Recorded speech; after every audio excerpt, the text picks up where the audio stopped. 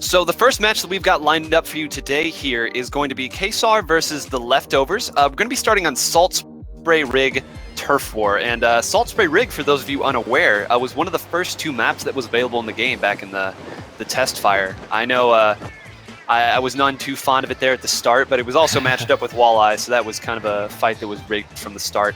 And a little background on Quasar, there were pieces of a couple different teams, most notably Squids for Days, which was a team in one of the lower brackets of Ludi. We're going to be watching Shiny, who's a brush player, which isn't something that you see a lot. And it looks like they've got Swanee there. I know Swanee's a sniper, and I believe Noodle's a blaster player. What's your take on just Salt Spray Rig as a map? I know a lot of people are very outspoken about this map. Yeah, so I do want to start out by saying that Salt Spray is definitely, as far as the team's concerned, as far as the community's concerned, probably the least favorite map. And the reason that it's the least favorite map is because in the more slow-paced game types, the map funnels teams out of their base into like a really narrow, hard-to-get-through hallway and puts the objective in a place that can just sit there and shoot those people. And then in the faster-paced game modes, the objective is just way too easy to score, and it feels like not very consistent. But I actually think that Turf War is the best game type on Salt Spray. I also think that Salt Spray was designed for Turf War. If you think about, there's like a lot of places that Turf that don't have uses in ranked modes, but it does in Turf War. And the reason that I think it's better in Turf War than in the ranked modes is because in the ranked modes, because the objective itself can be taken to victory in a somewhat short amount of time, what will happen is the team that gets a dominant position at the start of the game, which is kind of inevitable because of the way the map's designed, will just kind of sit up top, ride their advantage, and then just get to victory. And the team that's not in control is forced to kind of barrel down this like short hallway or go to these places where blasters can kill them and just kind of throw their bodies out and hope something goes wrong for the dominant team. And then if something does go wrong, then they just sit there and kind of just camp. But the nice thing about Turf War is that because the game doesn't end until the game's timer ends, like you can't like make Turf War matches happen faster. If you lose control, you have plenty of time to just say, okay, we're going to construct this offense. We're going to paint everything that we can now that's not near the top of the map, and then we're going to slowly push our way up. There's no pressure. You have a lot of time to just take the map, don't take any risks, and because you have 3 minutes to do so, in the ranked game modes, a lot of times one team will get control and then that's it. But Turf War can go back and forth in control a couple times because there isn't that urgency to make you play unsafely, and it just makes the map just play so much better. And I think that we'll see in how Turf War plays on this that control will go back and forth. Yeah, and one of the things that I love about this map, I used to hate it, but I love it now, is just how much turf, how many points. Splatoon uses a system called points to determine just how much turf you've taken. How many points the top zone is worth. Just that whole top area with the crane and the boxes and that whole area, you were talking about being funneled to it earlier. There's really 2 ways to go about this map. You can race people back there to try to get that, try to hold that and play defense there. Or you can take everything else where the other team is putting all their resources to protecting that, and then just kind of slowly inch your way up there. And like you said, it's a 3-minute thing. It's not you aren't trying to hit a number that your opponent is at. It's very fluid. You can't really tell from a numerical standpoint who's winning and who's losing. You can kind of guess it, but I've lost a few Turf War matches I thought for sure I'd won. So yeah, I absolutely agree with you that Turf War is the best way to play this map. I do want to throw out there that there's actually a secret way to see who's winning in Turf War. Oh boy, the strats. So on the top of the screen, you'll see the 4 icons for the players on one team, and then the 4 icons for the players on the other team. The more ink that a team has, the bigger those little icons get. So when the game is coming to an end, if you pay attention to the sizes of them, you can tell which team won. Now, this only works if there's a sizable difference. You know what I mean? I think it's like about like 5%.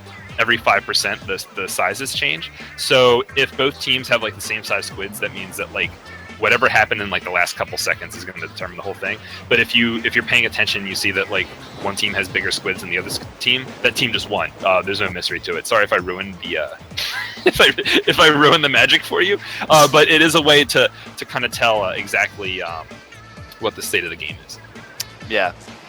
And yeah, it's what's your take on brushes in this kind of map and mode too? Because I know it appears Shiny's stream has gone offline at the moment, but talk about just brushes and their role in, because a lot of times you'll see them in a competitive mode be more of a a Slayer, kind of a shark type, but this is a mode that's about that turf control, and a lot of people I feel like underrate the brush in that regard. Right, so hopefully we can get Shiny's stream up and we don't have to hop onto another team, because the brushes are a really cool, really unique weapon to Splatoon. The way that the ink control and stuff works, for those who haven't played Splatoon before, the brush, you kind of run around with it, kind of almost like you're running around with like a golf club on the ground, and it paints, and then if you mash the trigger, you swing the brush around. It's a really... and it sprays paint everywhere. It's a really good close-range weapon. And it's good on this map in particular because the way that this map is set up, like we talked about, there's those ledges that kind of go up to the center of the map that players will play defensively around. Close-range weapons like the brush can both take advantage of those. Okay, teams that, weapons that can take advantage of those close range angles and stuff like that are really good on this map for just like denying pushes, but they're also really good if you get a flank in, you can get up behind the enemies that are doing that, and then they can't do anything about you because you got too close and you're playing like this crazy splash damage weapon. But it seems like we actually are going to get the stream up. I don't know, if you can kind of take it away as I get the stream. Yeah, so the lobby's starting up here for those who aren't on Shiny's stream. So we're gonna spend a little bit of time here in the lobby, and I think we're gonna continue talking. They said earlier we have word that they may be going a little bit of a double brush comp later on. So I'm hoping that we see that, because again, brush isn't something that's seen as commonly. There's so many teams and so many team comps, but brush, I would say, is still one of the weapons that's in development. It's a very, I don't know, it's a unique weapon. You don't really see, there's not a weapon it's almost as if it's a, it's almost as if it's a melee weapon, almost similar to the rollers. I mean, you've got to be close. Yeah, I'll say that. If the rollers are kind of like a close range shotgun, like one shot kill potential, the brushes are almost kind of like an automatic shotgun. You know what I mean? Instead of you're not a one-shot kill, but you're just like rapidly throwing out hitboxes. Mm-hmm. Playing with the different heights in the games, especially in the fall-off damage that comes with that, is it's interesting. A lot of times you'll see a brush just jump down on someone, swinging rapidly as they go at it, and try to almost crush them. And feel sorry for anybody that's caught below that. I'm interested in seeing what brush Shiny does play, because it's there are a lot of different. One of the things that I think is really unique about Splatoon is that there are over 100 different weapons, quote-unquote weapons, but a lot of them have the same main weapon and different subs and special weapons.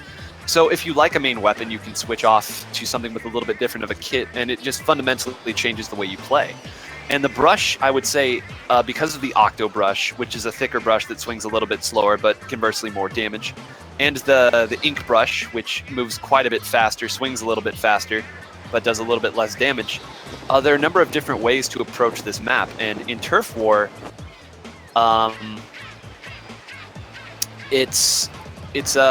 Turf War isn't one that I don't know. I won't say that invincibility specials are bad on Turf War, but they're, a lot of times you'll see an invincibility special used to push a tower, to push a Rainmaker, and those, of course, aren't really in this, given that it's right. Turf War.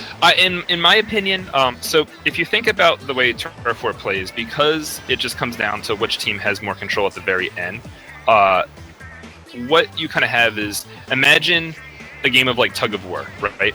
And you can pull the rope all the way back to your side, they can pull the rope all the way back to their side.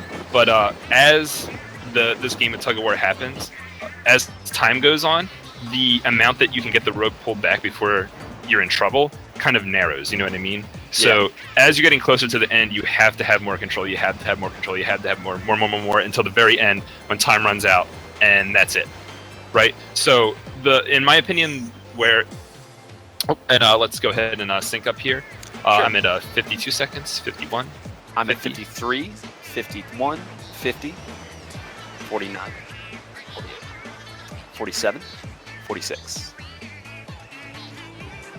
Awesome. And it looks like right now I don't know if this is, this may just be something they have to go forward with. It looks like we are going to have a 3 versus 4. And that's not a good look, to put it lightly.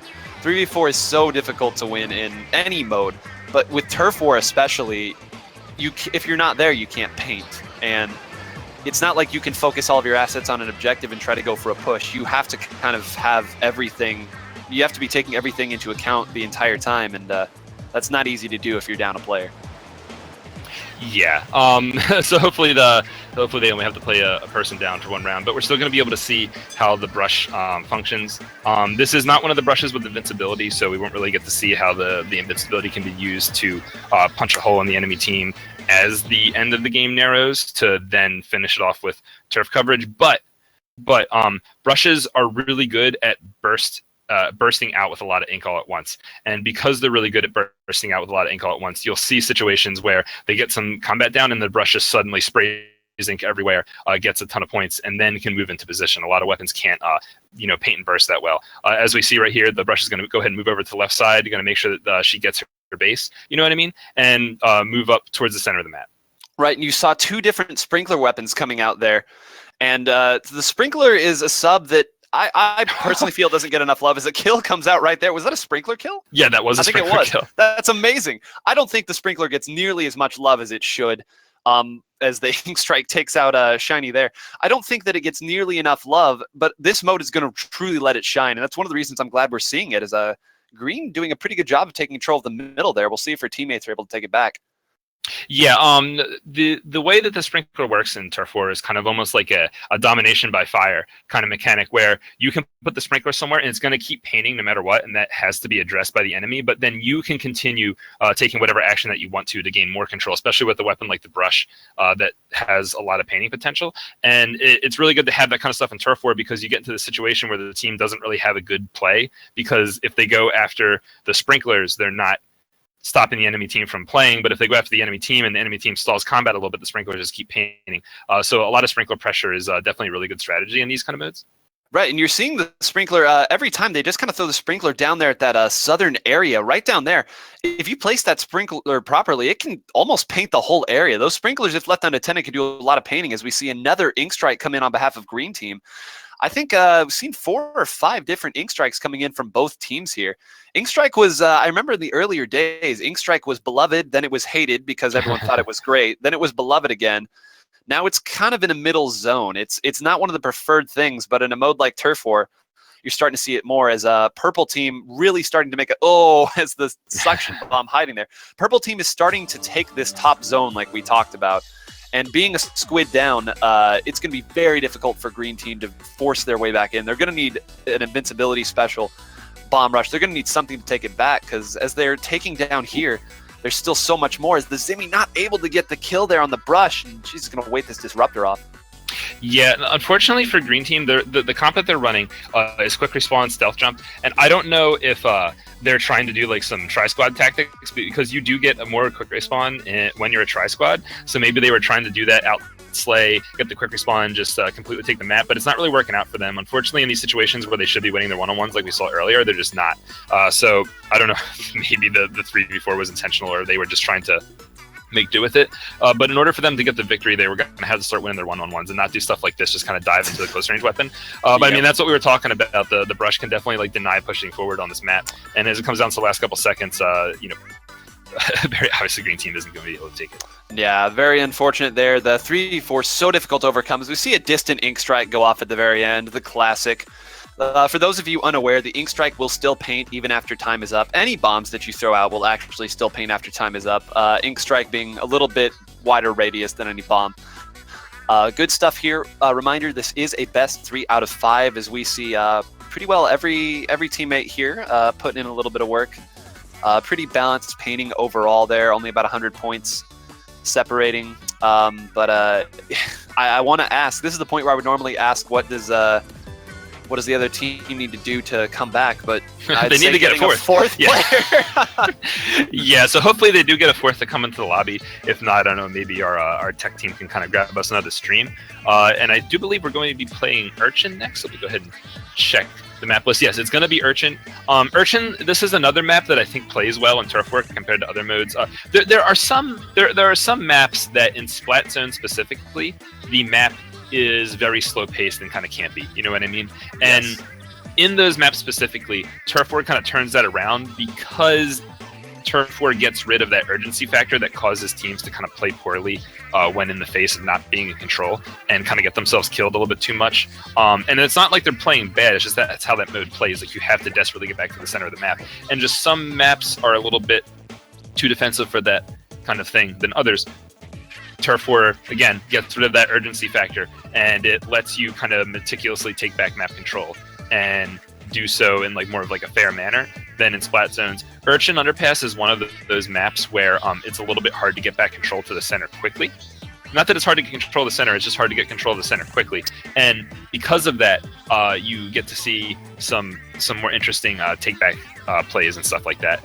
But we do see, unfortunately, it looks like I'm going to get another 3v4, and we are going to have shiny switch-up brushes. And it looks like I'm actually going to go double brush. But Here it is. This is the one. And I believe that's the that is not the same Octo Brush either. That's the Octo Brush Nouveau. A little bit different of a comp here. We'll be able to see see what they do here. It looks like Noodle going to switch over to the Zinc Mini. Swanee going to go ahead and stay with the NZAP 89, also known as the best turf war weapon ever made. I'm glad that you mentioned taking things back slowly in Urchin Underpass. When you're trying to make a push in other modes with, a Rainmaker or a tower control, it's so imperative that you take the other team's hill. And by imperative, I mean if you don't take it, you're not pushing anywhere. It's not like it's not an option. You have to take it. In this, you do need to take the hill, but you don't need to have that stranglehold on it because it is a time-limited mode. And if you just take it and keep painting little bits, retreat, paint a little bit more, you can kind of get by without having to have the stranglehold over hill. Right. And conversely, you can take it back slowly without having to worry about stopping a push that's coming at it. We're going to get right into it here. What are you looking for tactics with double brush? Is there a tactic? For this map, yeah. So aside from the NZAP, which is obviously here just for turf war, so it's got a sprinkler and ink strike. This comp is actually pretty good for Urchin because of two things. First off, you have invincibility plus Inkzuka for pushes over hill. That's really good because it makes you invincible on your own hill to get out of your hill while an Inkzuka goes off, so you can't be killed and the enemy team has to take cover. They have a light depletion invincibility to do this if it doesn't work out with the Zimmy. It's like a backup plan. And when they do push out, brushes are really, really good for painting a lot in an immediate area, and that's exactly what you need on this map. And just the range of the brush paints just happens to be really good for this map.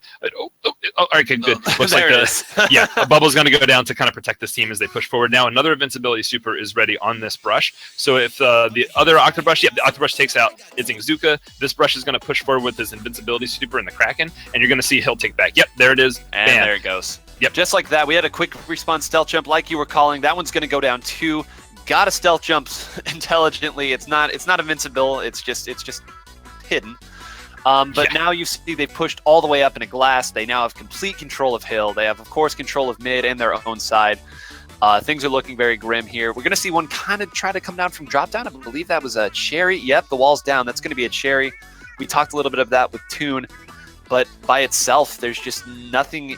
There's no way that you can push in by yourself. No 1v1 god in the world can come in here and take all this back. We do see an Ink Strike come down as they're going to try to use that as a little bit of support, but they're just able to come and pick and choose when they come in, as they do fortunately get the trade there with the Slosher. But as you see, you just constantly see up there at the top 2 squids down for green team. One squid down, 2 squid down. And when you're up in players, trades don't really matter. You're okay with the trade because you're always going to win the trade by virtue of having another player.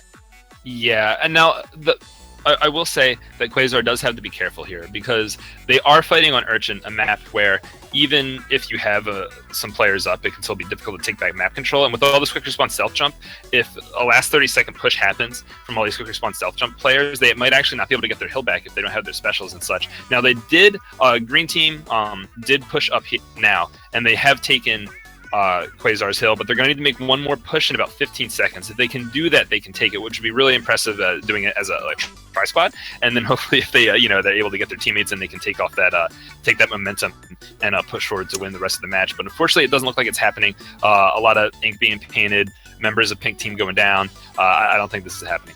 No, and right now you're about to see the Octo Brush, provided that it can stay alive here. You're gonna have that Kraken very soon. Wouldn't surprise me if they save it as a defense when they try to run and jump back in, which they're gonna have to do if they want to make the paint. But I think we're gonna, as another kill goes down here. Kraken still on deck. A lot of pink here, but I think it's gonna get covered up pretty quick here. Although it is very close. We'll see. Actually, that was ended up not being effective. I think Blue's going to slightly edge it out. Yeah, there we go. Yes, okay. The Ink Strike did come out there at the very end. Unfortunately, not enough. Playing down with one person, just so difficult to do.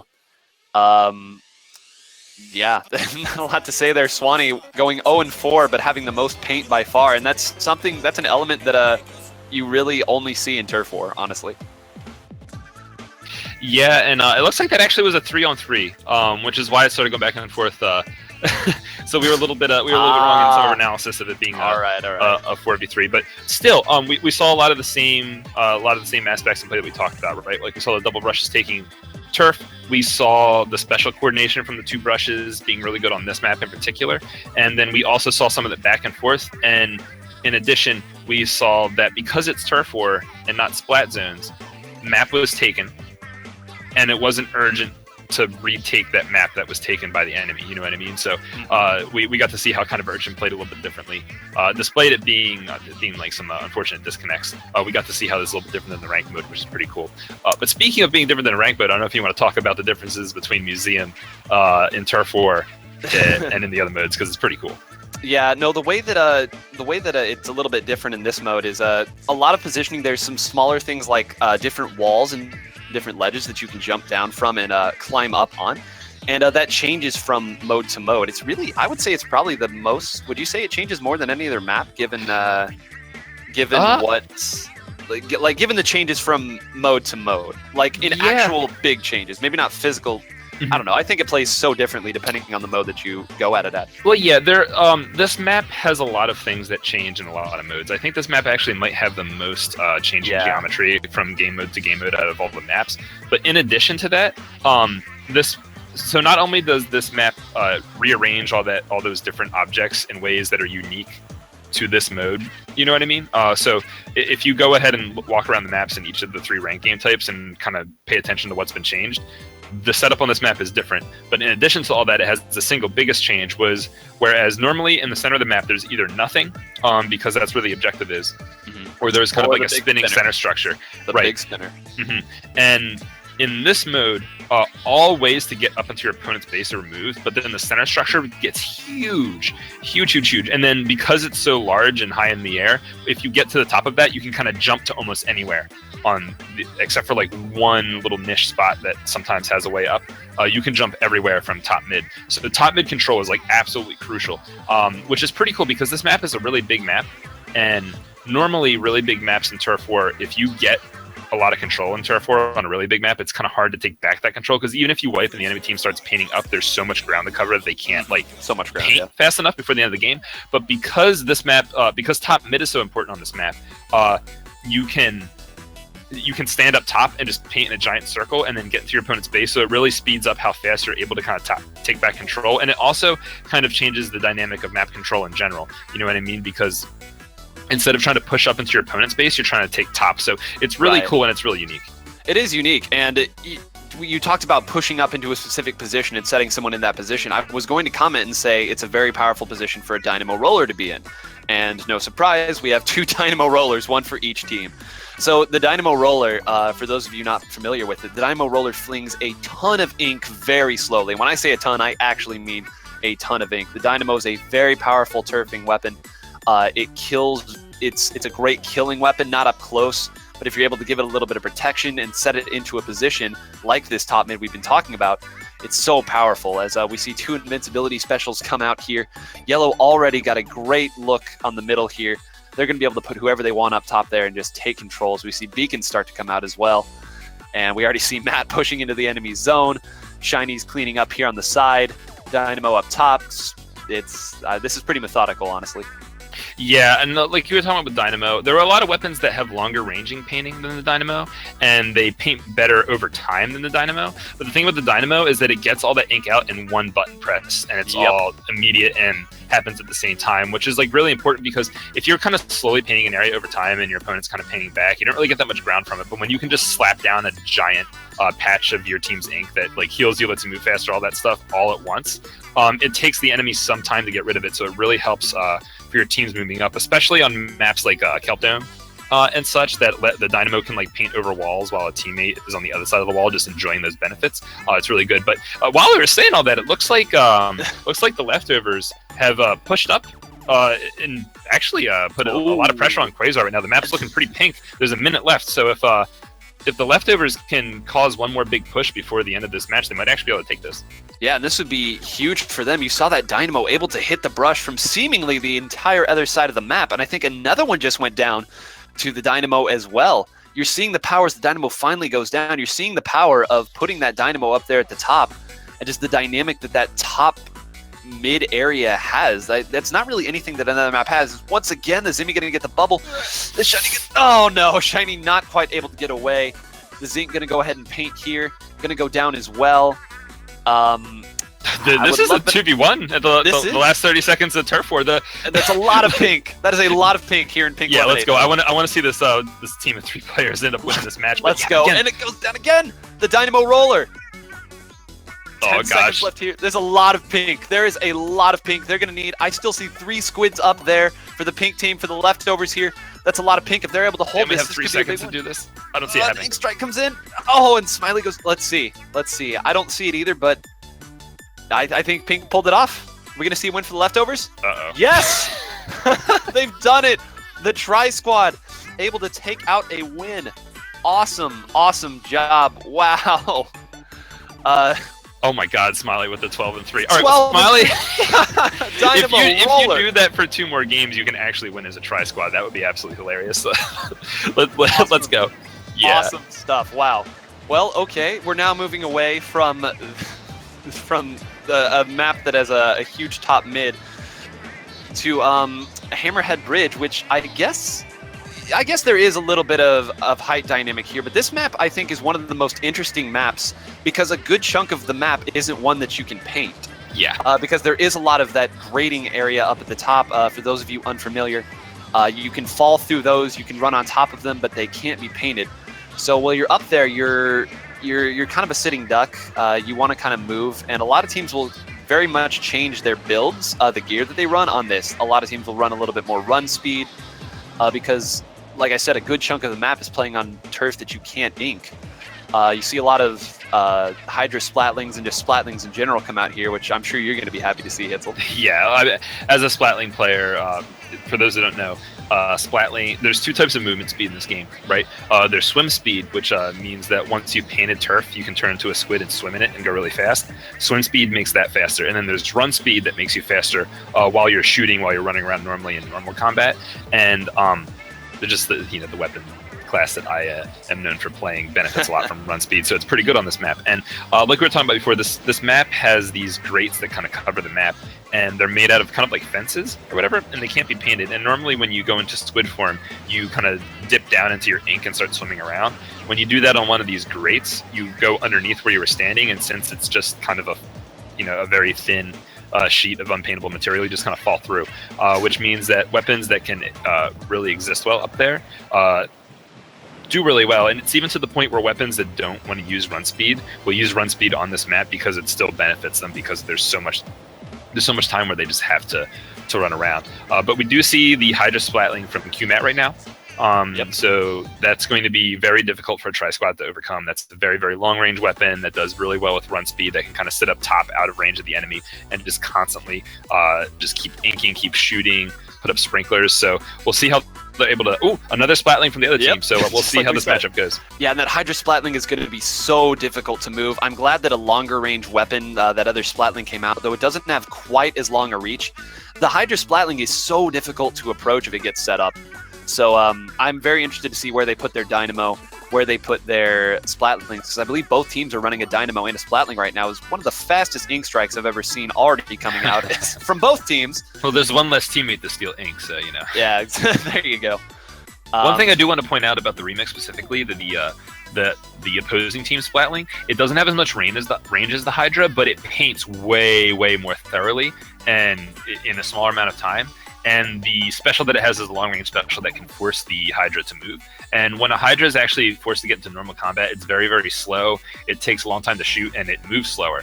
So if the remix can actually get really good angles in on the opposing Hydra, force them out with that whale special that you see over there to the right, you can actually have like a really meaningful, game-changing play happen towards the end of the game. So we'll make sure to take a look out for that. Yeah, right now you see blue team kind of dominating these little side alleys. We talked a lot about the grading, but it's worth mentioning the long, just narrow alleyways here on the left and right sides of those raised areas. Very important, especially for weapons like the shorter range shooters that both teams are using right now. Okay, once somehow got another kill. Okay, 2 going down there for the leftovers. That's a full wipe. A 3-person wipe, so maybe not quite a full wipe, but it is a wipe nonetheless. Yeah. Those alleyways are so important, though, to get your short-range weapons up there in the action. Mm-hmm. Oh, yeah, definitely. I mean, sometimes in rank modes, you don't want to bite off more than you can chew as far as territory control goes, because it's hard to maintain it all and get used to it all, but in Turf War, you kind of have to. And also, like we talked about earlier, as the clock is starting to tick down, the amount of control that you need to have to be safe anymore starts to narrow, and that's kind of a bad sign for leftovers right now, because they just got wiped when there's a minute left. Now they pretty much have 2 more opportunities to take the game. They have to make 2 aggressive pushes. They have to kill members of Quasar first and take this could some be ground big off that, and then carefully get another kill. Nope. I thought that whale was going to eat all 3 of them. Well, you know, the whale forced them to move like we talked about earlier. Unfortunately, that 10 attack wasn't able to follow up on it. If that 10 attack had pushed out when that whale first went down, he would have probably gotten a double kill, because a bunch of members of Quasar just kind of like desperately had to run to the right of that whale. And if there was someone there and waiting, that could have been the wipe that we were talking about. But it hasn't happened. Now there's 30 seconds left. Members of Quasar aren't going down. And I think that it's safe to say that this Tri-Squad is probably not going to be able to get embarrass their opponents again. No, they did get the 1 win, and a big win it was. But right now, with just barely over 15 seconds left on the clock, you know, they're able to take it down, but you're seeing the Hydra and the Dynamo. They've pushed up to that central mid area. I doubt they're going to push too aggressively. They're just going to sit there, say, come run into my bullets and my giant swing. And as the game now finally ends, you can check on the map, a pretty convincing victory here. Unfortunate that the leftovers was only able to bring in 3 players. Maybe they only registered 3. Maybe we've had it wrong this whole time. But it is going to go 3-1 here to Quasar. So congratulations to them. Yeah, I mean, the rest of the team, now that we've gotten past round 1 and we're in a bracket where the top teams that we talked about earlier have been waiting because they got buys, we're going to be able to watch them. And so fortunately, that means that no more Tri-Squads. Well, yes. it was funny that they got that 1 win there. No more of that. So hopefully, for those who are newer to Splatoon, have a general concept of how the game plays. And those who already know thought the Tri-Squad win was funny, but now we're going to get into more of the high-level stuff. We're going to start watching some of the higher-seeded teams. Yeah, and the team that we're going to be bringing up